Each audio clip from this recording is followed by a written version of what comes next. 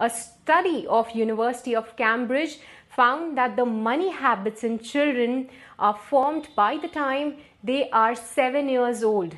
Like, see, just a tender age that where they start thinking of money and talking of money. So now how parents or guardians should help them build this habit, that's a critical point to think about.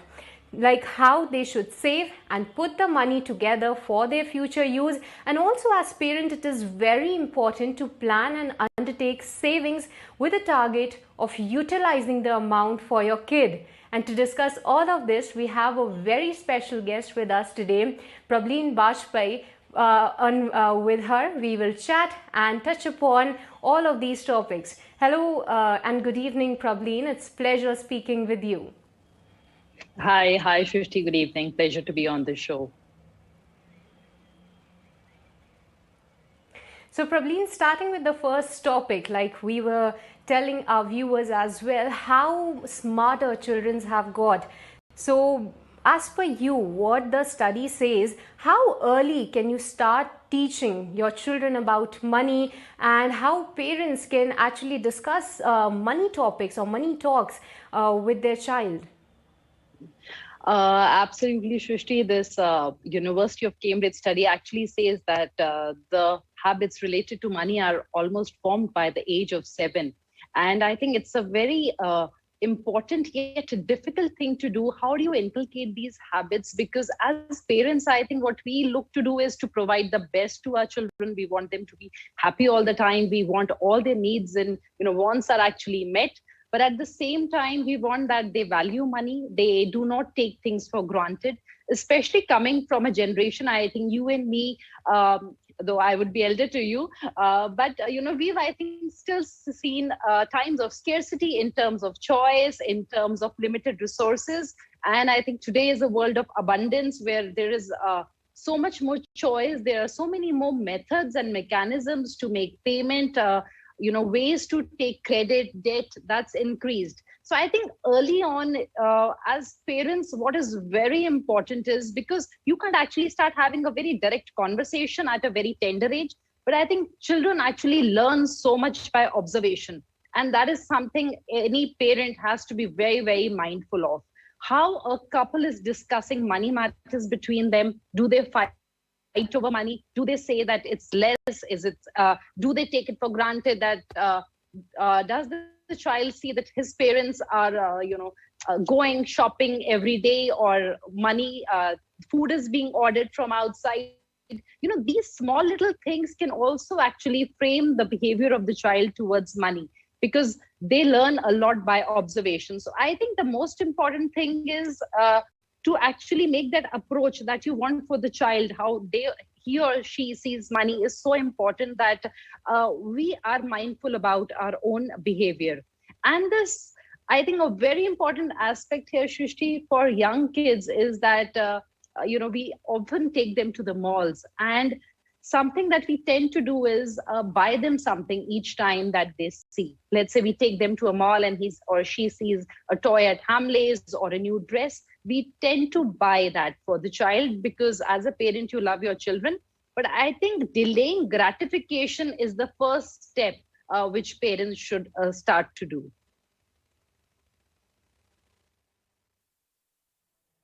Okay, so probably point very well taken. Like, as per the study also says, 7 years is a very tender age to start with, and definitely there the child can actually think on the money lines just by the observation. But now talking of teenagers, what is your opinion that for like slightly older children, how do you inculcate good money habits, and how should parents take steps to get these habits into the daily lives of such children, so that they are more aware and they are more into that zone of thinking about the future and saving money for that? Absolutely.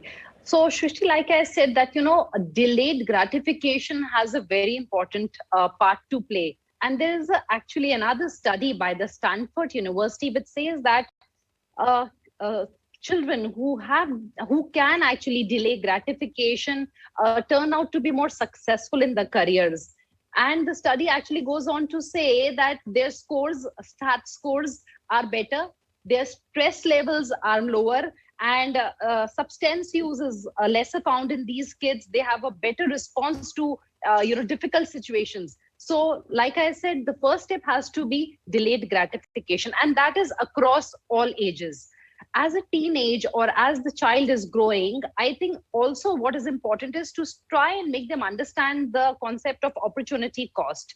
So let's say I take my son to the mall and he wants a new iPad or a new pair of shoe. You have to get into a dialogue with the child that if you're getting this is what you kind of give up. So you're not getting the new coat that you wanted or the new jacket you wanted. So something that sort of dynamics has to come into play. The parent has to make the child realize that if he or she is getting something, that has to be in lieu of something that the child is giving up.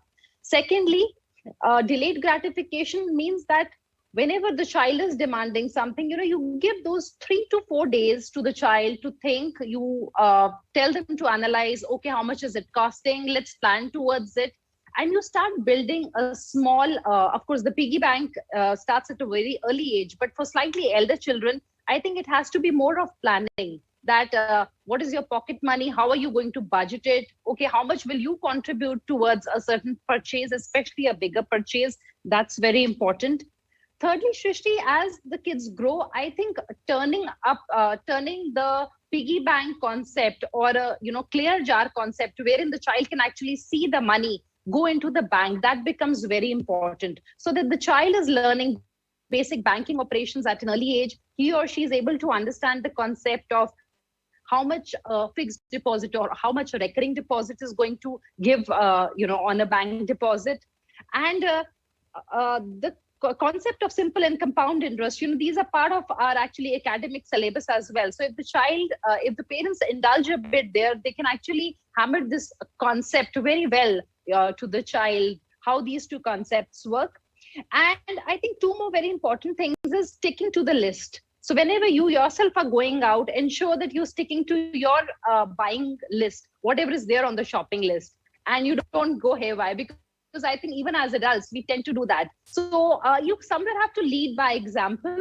And I think two more very important things here are use of credit card as the child is growing, because we tend to use a lot of plastic money. You have to make the child aware that this is dangerous if used beyond a point, and you can get into a debt trap. So your own personal habits have to be very, I would say, clean in that sense.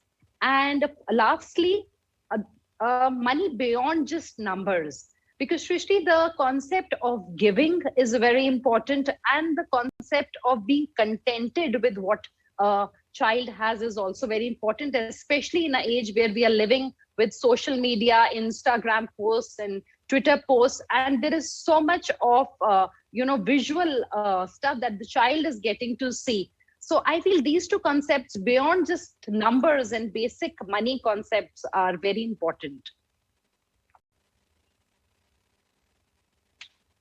Okay, Prableen, like you mentioned that one kid should be also aware that how they are going to spend their money. And many, like in every other house, I see that there comes a point and an age of child where the topic comes for the pocket money, whether or not the child is going to get the pocket money, or whether or not what amount has to be fixed for that pocket money, so that the child is also able to manage its expenses and can actually have the knowledge that where to spend and where to not. What's your take on that, and how do you manage that situation at your home?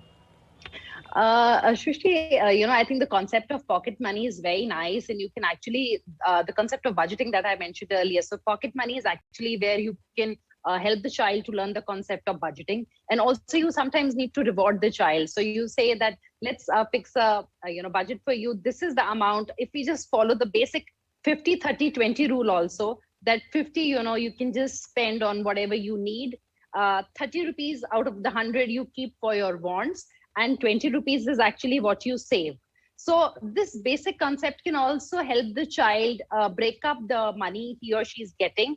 And here the reward system is important. If the child is helping you in some household chores, it's nice to reward the child and add something to his or her kitty. And if the child is able to save a decent amount, you can always give them an incentive that, I will double up whatever you save at the end of the month. So the idea is to ensure that the child is able to plan his small or her small spendings within the pocket money, let's say a weekend movie out, or buying a new book. Even if you are paying through your card, you should take that amount of money from the child, so that he or she feels that, okay, he's the one or she's the one who's actually buying it. So I think overall, the idea is to bring in discipline and tell the child that the money is limited as a resource, and some amount of discipline is required overall, to use it prudently.